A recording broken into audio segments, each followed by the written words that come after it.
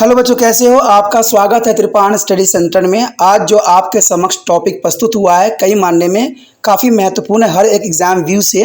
ठीक है, इसमें हम हर एक बात पे विस्तारपूर्वक चर्चा करेंगे और वो सारे जो है पहलू पर विचार करेंगे जो अब तक अछूता था। तो चलिए देखते हैं हमारा आज टॉपिक क्या है।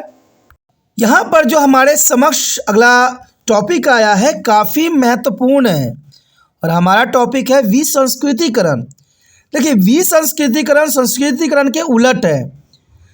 कहते हैं संस्कृतिकरण में आपने जाना होगा कि संस्कृतिकरण में ये होता है कि हम निम्न जाति के जो व्यक्ति होते हैं उच्च जाति के रहन सहन को अपना लेती हैं, लेकिन यहाँ पर विसंस्कृतिकरण में उलट होता है कि यहाँ पर छोड़ने के लिए मजबूर किया जाता है। विसंस्कृतिकरण ये संस्कृति से अलग हो गई। तो देखा जाए तो विसंस्कृतिकरण वह प्रक्रिया है जिसके द्वारा एक जाति समूह को अपनी भाषा, संस्कृति, रीति रिवाज को छोड़ने के लिए मजबूर किया जाता है। लेकिन संस्कृतिकरण में हमने देखा था कि एक निम्न जाति के लोग जो है उच्च जाति के रहन सहन, खान पान, भाषा, संस्कृति, रीति रिवाजों को अपना लेते हैं। लेकिन विसंस्कृतिकरण इसका उल्टा है कि यहाँ पर एक जाति से उसकी भाषा, संस्कृति, रीति रिवाज को छोड़ने के लिए मजबूर किया जाता है और यह प्रभुशाली समूह की संस्कृति का विनाश भी है और प्रभुशाली समूह की संस्कृति द्वारा उसका प्रतिस्थापन भी है।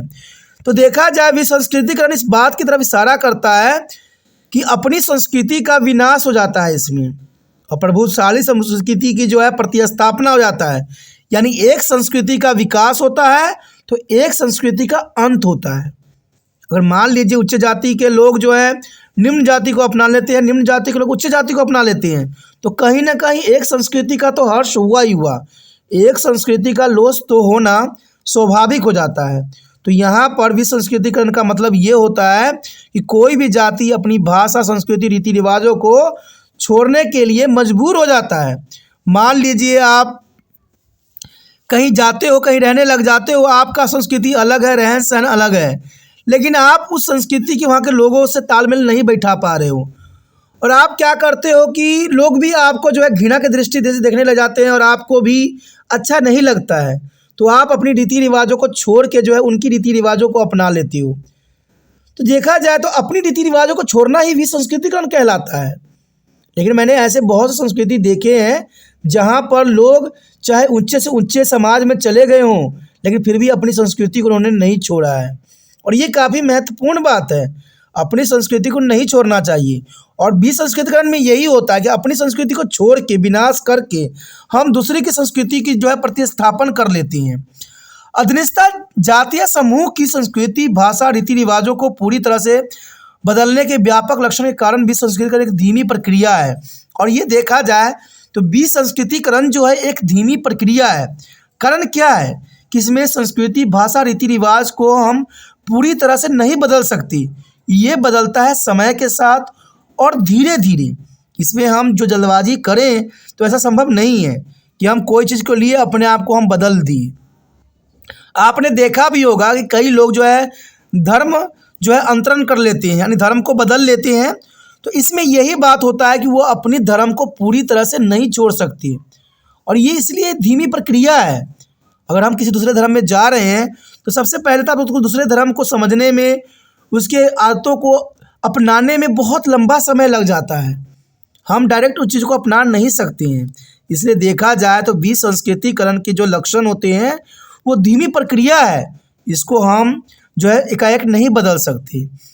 इस शब्द को अक्सर आत्मसत्करण और संस्कृतिकरण के साथ भ्रमित भी किया जाता है और ये काफ़ी महत्वपूर्ण है कि विसंस्कृतिकरण को जो है आत्मसात्करण और संस्कृतिकरण के साथ काफ़ी टाइम में भ्रमित किया गया है। यहाँ पर विसंस्कृतिकरण का साफ अर्थ है कि आप अपने भाषा, संस्कृति, रीति रिवाज को छोड़ने के लिए मजबूर हो जाती हो और ये छोड़ के दूसरे में चले जाती हो। अपने संस्कृति को छोड़ के दूसरे संस्कृति में जाने की प्रक्रिया को विसंस्कृतिकरण कहती हैं। लेकिन अपना ही संस्कृति को लोस कर देना, हर्ष कर देना विसंस्कृतिकरण कहलाता है, क्योंकि आपने अपनी संस्कृति को छोड़ के दूसरी संस्कृति को अपना लिया है, क्योंकि ये आपको छोड़ने के लिए मजबूर होना पड़ा, तो उसके विसंस्कृतिकरण कहते हैं। अब चलिए इसका अवधारणाएं देखें क्या है। अब देखिए हमारे समक्ष कुछ यहाँ पर विसंस्कृतिकरण के तरीके आए हैं कि कैसे लोग जो है संस्कृतिकरण को त्याग देते हैं, मजबूर होते हैं। तो सबसे पहला वर्ड तो यहाँ पर यही आता है, संपादन करना। विसंस्कृतिकरण के तरीकों में संपादन के द्वारा भी हो सकता है, भौगोलिक पृथक्करण के कारण भी हो सकता है, प्रभुशाली समूह की शिक्षा देने से मना करने से भी हो सकता है। अगर प्रभुशाली समूह जो है आपको शिक्षा देने से मना करता है तो भी विसंस्कृतिकरण देखने को हमें मिल सकता है। भाषा का ज़बरदस्ती प्रतिस्थापन करना। आपने देखा होगा कि जो आपके लैंग्वेज होता है, लोग आपको उसी लैंग्वेज को तिरस्कार नज़रों से देखते हैं, तो आप भी क्या करते हो, उनके लैंग्वेज सीखने की कोशिश करते हो। तो भाषा का ज़बरदस्ती प्रतिस्थापन करने के से भी विसंस्कृतिकरण स्थापित होती है। इवन देखा जाए तो स्कूल में श्रेष्ठ संस्कृति का पाठ्यक्रम, आपने देखा भी होगा कि हम जिस क्षेत्र में चले जाएं उस क्षेत्र में अपना एक भाषा होता है और उसको पढ़ाने का जो है लाजमी बना दी जाती है, यानी ज़रूरी बना दी जाती है। तो इससे भी होता है कि स्कूल में श्रेष्ठ संस्कृति का पाठ्यक्रम, कहते हैं संस्कृति का जो है पाठ्यक्रम करना भी विसंस्कृतिकरण के अंतर्गत आता है कि आपको जो है ज़बरदस्ती उस चीज़ को पढ़ाया जाता है जो आप नहीं पढ़ना चाहते हो। कई जगह तो बच्चे मुझे ऐसे ऐसे प्रश्न पूछते हैं जो दिमाग चकरा जाता है। कहते हैं बच्चे जो हम ज्योमेट्री के सवाल करते हैं जीवन में कहाँ काम आते हैं। तो बच्चों को ये सब बातों का अवगत कराना बड़ी कठिनाई होती है।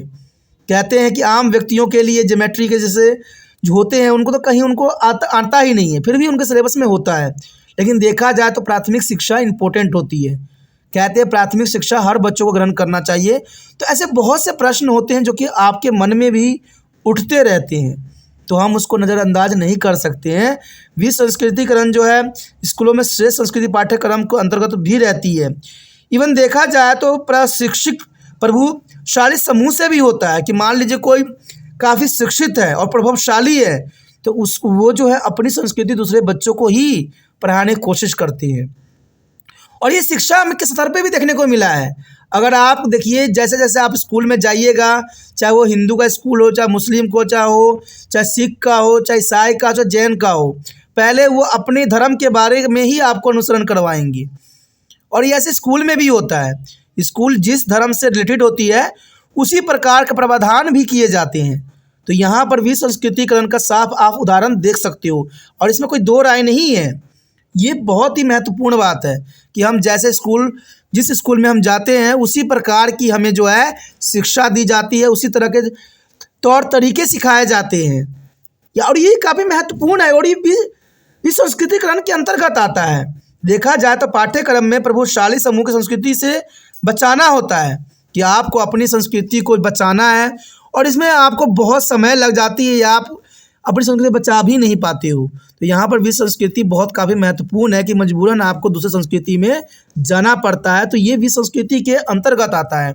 आपको मुझे लगता है कि टॉपिक समझ में आ गया होगा और ये एग्ज़ाम के लिए आपके लिए काफ़ी महत्वपूर्ण है। सोचिए नहीं, विचार न कीजिए, इसको अभी नोट कीजिए अपने कॉपी पे, क्योंकि अच्छे शब्द है, इसको लिखना चाहिए और याद भी करना चाहिए, काफ़ी महत्वपूर्ण रहेगा। इसी के साथ दोस्तों हमारा ये टॉपिक ख़त्म हो जाता है। हमारा अगला टॉपिक जो रहेगा परसंस्कृतिकरण, तो उस पर भी हम प्रकाश डालेंगे। आप बने रहे तिरपान स्टडी सेंटर के साथ और जितना हो सके इस वीडियो को शेयर कीजिए, क्योंकि शेयर कीजिएगा तभी दूसरे बच्चों का केयर होगा।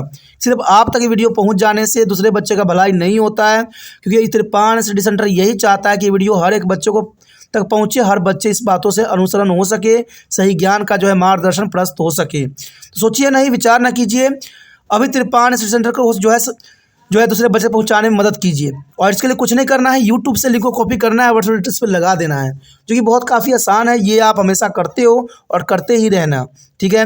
पहली बार मेरे चैनल पे आए हो, पहली बार वीडियो देख रहे हो, समझ आ रहा है, अच्छा लग रहा है और चाहते हो कि और भी वीडियो आपको इसी प्रकार प्राप्त होता रहे, तो जनरल सी बात है दोस्तों, चैनल को सब्सक्राइब कर लीजिए।